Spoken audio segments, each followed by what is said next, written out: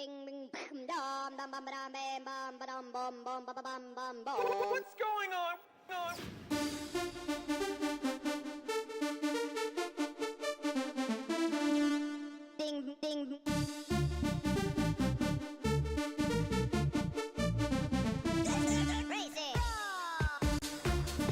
What rugby means to me. Rugby is a passion of mine which I have been involved in since I was 4 years old.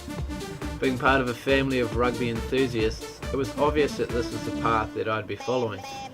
The act of playing in a team means that new friendships are often made, and the sense of camaraderie and interacting with people, as well as a competitive nature, is what makes me love the game the way I do.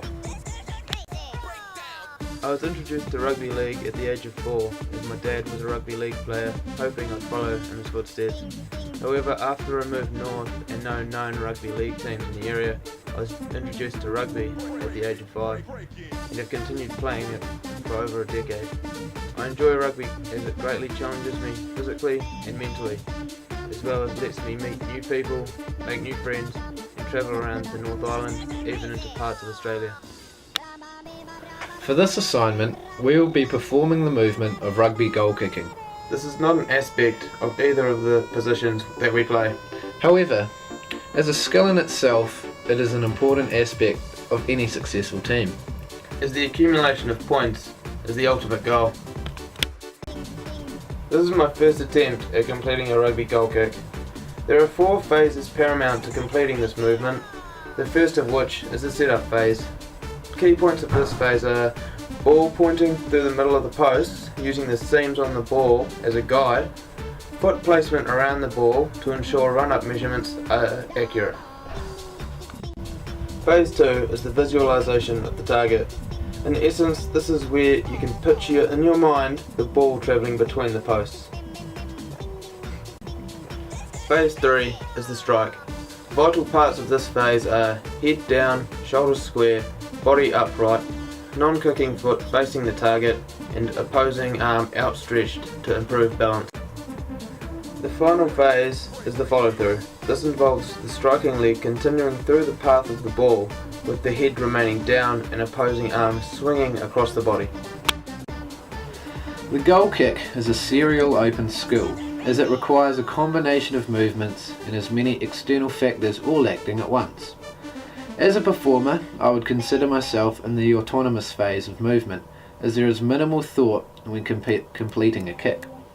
For Taylor, he is in the cognitive phase, in that he has practically never tried goal kicking before and has only had the chance to observe other performers.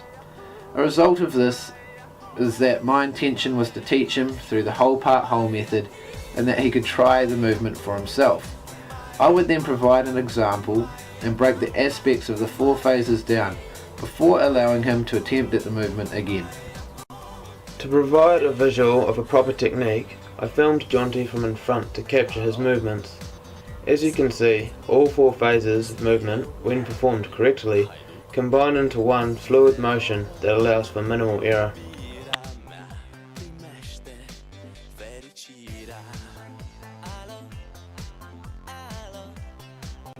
There were many faults in my technique when Jonty and I went out to film, and with his help, I was soon getting more kicks over. A key flaw Jonty picked up on was I was lifting my head when I went to kick the ball, and causing me to miss. He informed me of this and told me to keep looking down. I found this difficult, and it took me many goes before I didn't look up. This is because, being a front rower, I'm trained to look where I'm heading in the scrums and where I'm throwing in the line-outs. I'm now 20 years old and have specialised in front row technique, therefore breaking this habit for a new skill provided a challenge. For the next challenge, I decided that as Taylor had begun progress into the associative phase, it was now time to attempt to kick from a different angle and distance. This meant that the amount of force would need to change, and judgment towards the surroundings as well. An important part in an SOS, or systematic observation strategy, is the use of all the senses. To utilise this, breaking down our kick and performing some movements with the eyes closed allows more of a feeling towards the movement. To see how Taylor's technique would cope, I allowed him to perform a kick from this distance after having watched me and see how his technique would hold up.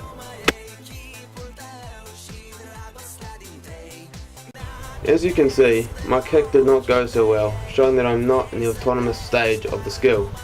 And with a slight adjustment to my feet positioning due to Jonty's advice, my next kick sailed over the posts.